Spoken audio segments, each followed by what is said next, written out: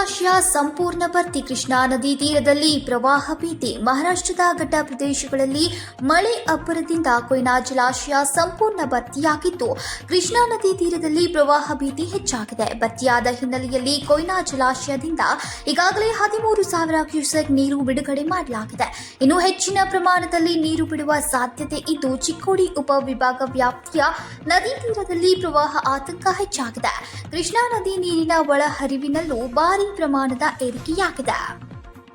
ಕೃಷ್ಣಾ ನದಿಗೆ 1,13,000 ಕ್ಯೂಸೆಕ್ ಒಳಹರಿವು ಇದೆ. ಎರಡನೇ ಬಾರಿ ಕೃಷ್ಣಾ ನದಿ ತೀರದ ಜನರಲ್ಲಿ ಆತಂಕ ಹೆಚ್ಚಾಗಿದೆ. ಚಿಕ್ಕೋಡಿ, ರಾಯಬಾಗ್, ಕಾಗವಾಡ, ಅಥಣಿ ತಾಲೂಕುಗಳ ಕೃಷ್ಣಾ ನದಿ ತೀರದಲ್ಲಿ ಪ್ರವಾಹ ಭೀತಿ ಜೋರಾಗಿದೆ.